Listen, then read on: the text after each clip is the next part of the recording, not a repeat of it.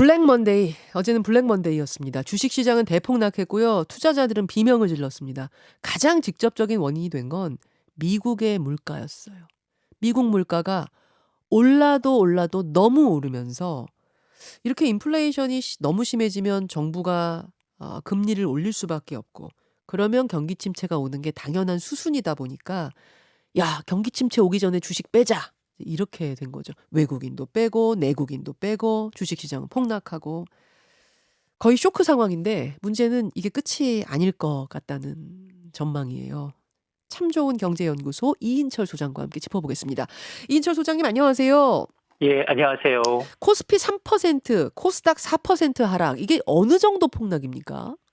오늘도 안전벨트를 매야 할 것 같습니다. 반영 안 된 새벽에 마감한 뉴욕 증시가 또 폭락했습니다. 예, 예. 말씀하신 것처럼 미국발 고물가 쇼크에 전 세계 증시 13일에 블랙 먼데이가 재현된 건데요. 다우지수가 새벽에 876포인트, 2.79%, 나스닥은 4.68%가 빠졌습니다. 예. 대형주 위주 S&P 500 지수가 3.88%가 떨어졌는데, 예.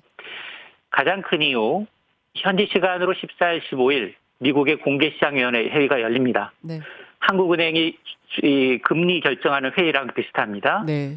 이 자리에서 한꺼번에 금리를 3단계 올리는 이른바 자이언트 스텝 가능성까지 제기가 되니까, 그렇죠. 야, 미국 경기 침체 빠지는 거 아니야? 라는 걱정이 더해졌습니다. 다우지수가 사흘 연속 500포인트 이상 하락한 건 역사상 처음이고요. S&P 500 지수는 1월 3일 전고점 대비 20% 빠져서 예. 본격적인 침체장에 진입했다라는 평가가 나왔는데, 어제 아시아 증시, 코스피도 3.5%, 2,500선 간신히 턱걸이했고요. 네. 코스닥이 4.72%가 빠졌는데, 그렇죠. 세계 증시 하락률 1위입니다. 어제 하루에 사라진 시가총액, 코스피, 코스닥 따져보니까 89조 원 정도 증발했는데, 네. 2차 추경이 62조 원입니다. 금융시장이 무서운 이유입니다. 지금 환율도 불안합니다. 어제 하루 만에 원달러 환율이 15원 10전 올라서 달러당 1284원입니다. 외환당국이 구두 개입하고 시장이 직접 달러를 풀었습니다. 네. 그럼에도 불구하고 속수무책입니다. 지금 아주 폭풍 같은 리포트를 해주셨는데 제가 들을 때마다 한숨이 푹푹 나오네요. 아니, 그러니까 저는 미국의 주가가 많이 떨어져서 우리 주가도 영향을 받을 줄 알았지만, 사실은 예상보다 더 큰 폭으로 굉장히 빨리 반응하는 느낌이에요, 우리가. 맞습니다. 우리나라가 신흥국에 포함됩니다. 금융시장만큼은. 예. 충격파가 상당히 커질 수밖에 없다. 그리고 미국의 이제 내년도 경기 침체 가능성이 거론이 되고 있는데요. 예.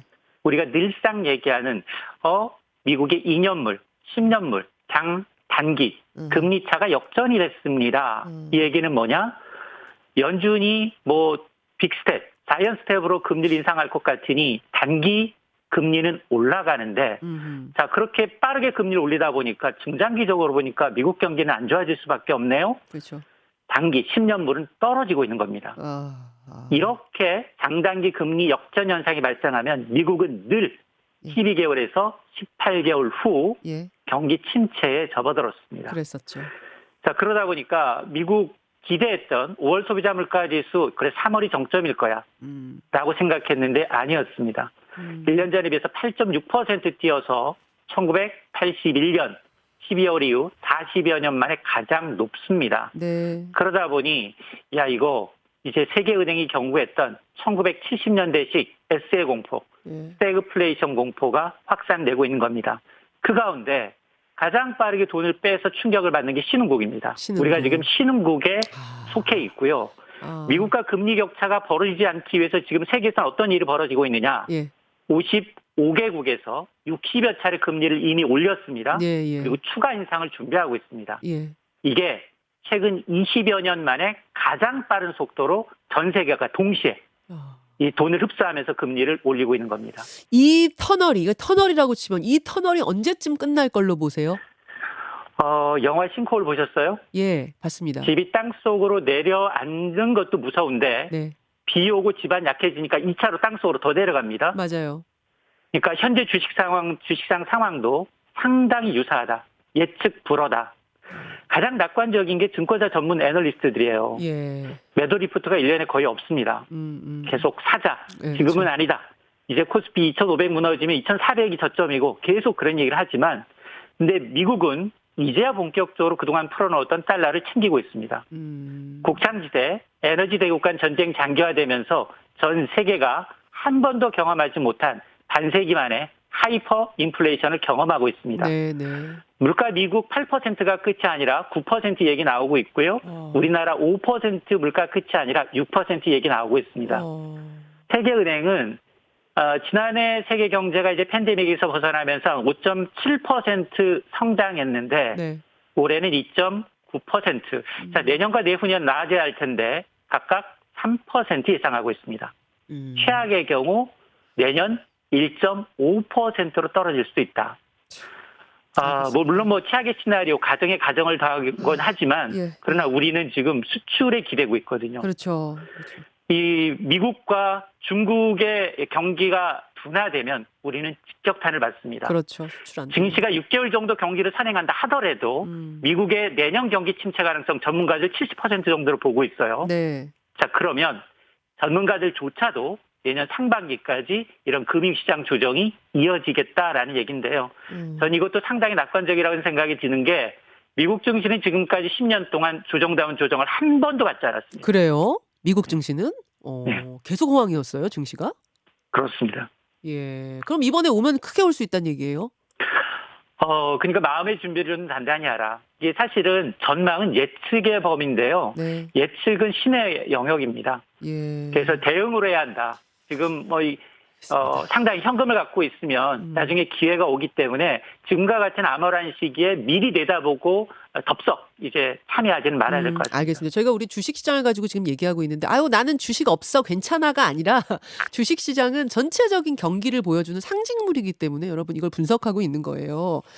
지금 일단 당장 피부로 느껴지는 되게 어려운 건 뭐냐면 기름값이 너무 올랐어요. 뭐 역대 최고치를 연일 치고 있고 예전에는 저 시골 좀 한적한 주유소는 좀 싸고 이런 게 있었는데 이제 그런 게 없어. 그냥 전국이 다 너무너무 비쌉니다. 지금 이게 언제까지 계속될 걸로 보십니까? 유가 인상. 기름값은 오늘이면 늦습니다. 지금 당장이 가장 쌉니다. 오늘도 아니고 지금이 제일 싸요? 예, 제가 원고 보내는 사이에 기름값 더 올랐습니다. 야. 유가 정보 서비스 오피넷을 보니까 예. 오전 8시 기준 예. 휘발유 가격이 리터당 2,076원, 경유 가격은 2,077원입니다. 네네. 또 경유값과 휘발유 가격이 역전돼서 그렇죠. 지금 두 가지 유종이 나흘 연속 사상 최고를 갈아치우고 있습니다. 네, 네. 올해 1월만 하더라도 휘발유 가격이 1,600원대, 경유 가격은 1,400원대였습니다. 1월에 그랬어요? 그렇습니다. 진짜 많이 2년 전으로 올랐네. 돌아가면 국제 유가는 배럴당 20달러 선이었고요. 네. 1년 전은 60달러 선이었습니다. 지금 120달러입니다. 와. 주간 기준 국내 휘발유 경유 가격 5주 연속 오르고 있는데요. 국제유가 120달러 아직 반영 안 됐습니다. 국제유가 상승세는 2주 내지 3주 시차를 두고 국내 가격에 반영되기 때문에 네네. 나 퇴근할 때쯤 기름 넣어야지 예. 아마 출근 때보다 더 올랐을 겁니다.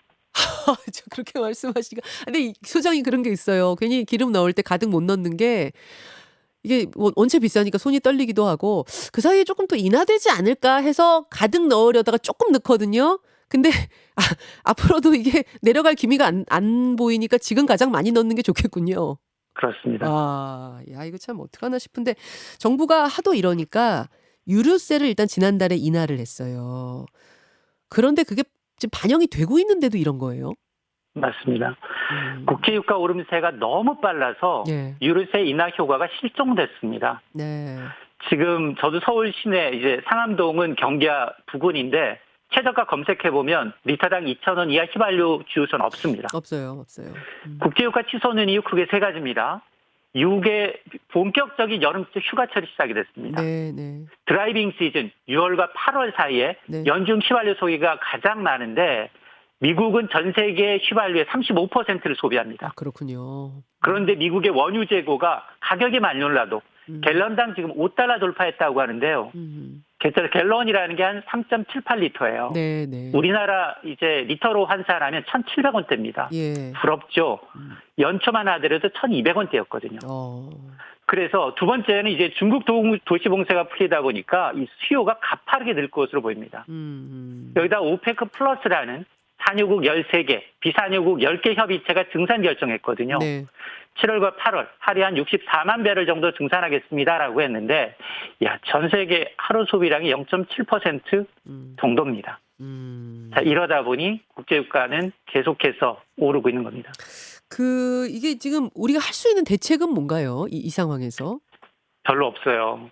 법정 한도 내로 유류세 30% 인하했는데 추가로 이제 정부가 쓸 수 있는 카드가 딱히 없다는 것도 문제인데요. 이 최후의 수단까지 유류세 탄력세를 조정하게 되면 유류세 실질 인하폭 37%까지 늘릴 수는 있는데, 네. 그런데 여기에서 휘발유 얼마나 떨어질까? 리터당 50원 내외입니다. 50원이에요. 거긴 그렇습니다. 50보 100보 거기서 거기라는 거고요. 그래서 이명박 정부 때 시행했던 유가 환급금을 지급하는 방안도 거론이 되고 있어요. 유가 환급금이라는 게 뭐냐? 유가가 너무 많이 올라서 국민들이 추가로 부담한 교통비, 유류비, 현금으로 돌려주는 방식인데, 네. 자, 이게 이명박 정부 당시에는 이제 에너지 취약계층에 한해서 했는데, 네. 그러면 효과가 별로 없고 전 국민 대상 돈이 없습니다. 그러네요. 근데 돈 더 푼다는 얘기예요. 가뜩이나 높은 물가 더 자극할 수 있다는 것도 못 풀죠. 지금 딜레마입니다. 지금 말씀을 들으면서 이게 뭐 굉장히 냉정한 진단이기 때문에 받아들여야 하면서도 너무 암울해진다. 너무 우울하다 이런 문자도 꽤 많이 들어옵니다. 언제까지 우리가 그럼 안전벨트 꽉 매고 마음 단단히 잡고 있어야 돼요? 이게 푸틴이 쏘아올린 공이에요. 지금 고지서가 돼서 날아오고 있습니다. 네. 화물연대 파업도요. 둔천주공 재건축 공사도 결국 기름값, 원자재값 급등의 부담, 비용을 누가 맞아요. 떠안을 것이냐의 문제입니다. 그 갈등이죠. 예. 그렇습니다. 근데 이제 시작이라는 겁니다. 왜 시작이냐? 5월 임금 협상이 또 하나의 변수입니다. 물가 오른 만큼 노동자 입장에서는 임금 이상 올려달라고 할 수밖에 없고요. 기업들은 그렇죠. 인건비 부담을 제품에 전가합니다. 아니면 투자를 하지 않습니다. 이게 시차를 두고 개인 서비스 물가를 끌어올립니다. 정부가 아무리 돈을 풀어서 물가 안정 대책을 내놔도 먹히지 않은 악순환에 빠져들 수밖에 없는 상황인데요.